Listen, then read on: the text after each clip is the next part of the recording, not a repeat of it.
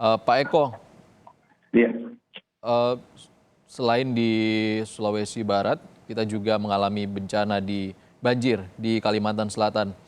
Eh, betul. Tidak banyak titik gempa di Kalimantan, namun bencana juga terjadi, Pak, banjir. Seperti apa analisis Anda? Iya, eh, ini suatu fenomena yang berbeda ya. Kalau di gempa pemicunya jelas-jelas alamnya dan kita perlu beradaptasi.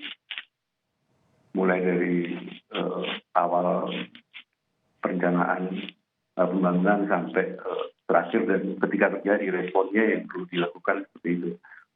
Nah, kalau bicara banjir, biasanya memang orang lantas membawa kambing hitamnya itu ke hujan.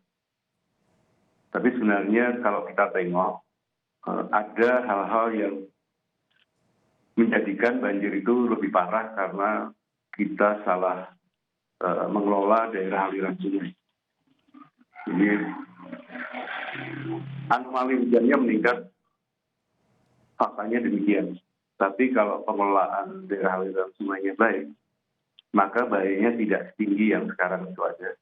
Dan risikonya bisa lebih mudah kita kelola. Nah, akar masalahnya ada di sini. Apakah kita sudah menengok bagaimana daerah aliran sungai pada setiap kawasan rawan banjir tersebut? Idealnya akan setiap daerah aliran sungai itu akan membagi hujan yang turun itu menjadi berapa persen yang dialirkan dan berapa persen yang dimasukkan ke dalam tanah, ditetapkan. Gitu.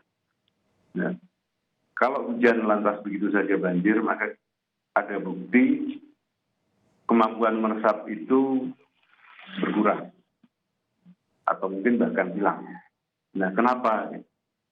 Kenapanya ini yang kita jarang tengok, tapi lebih tengok ini ada banjir.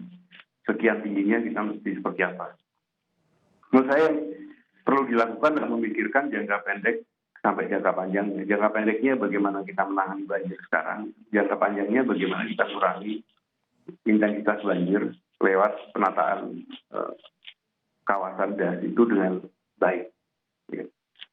Nah, kembali sebenarnya ini lebih pada memilih memanfaatkan alam dan lingkungan jangka pendek lewat berbagai kegiatan di bagian das yang nyata-nyatanya tidak mendorong proses penyerapan air ke dalam tanah dan melimpaskan begitu saja di permukaan.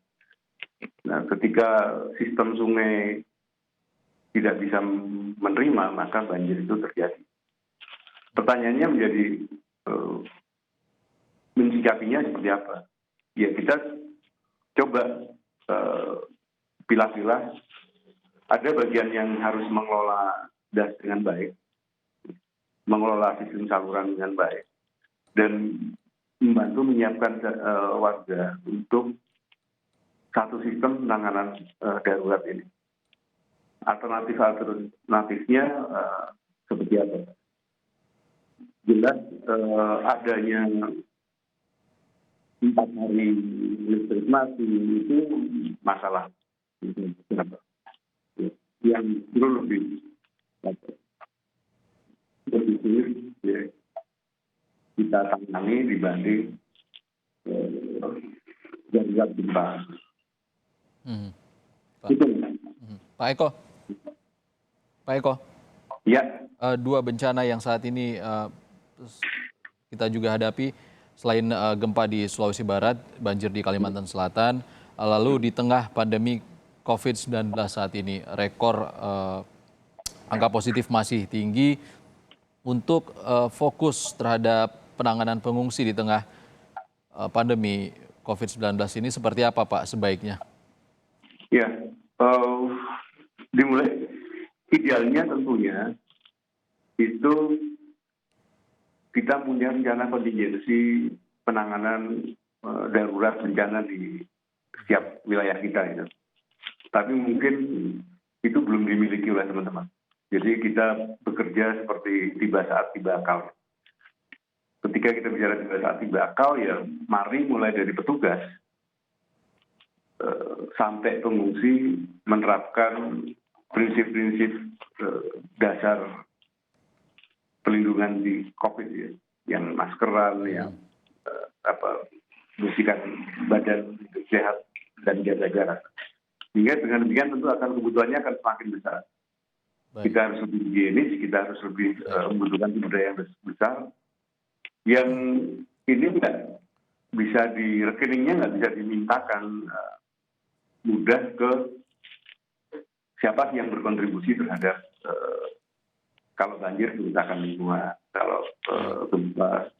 Artinya protokol kesehatan tetap harus diutamakan untuk penanganan pengungsi di sana.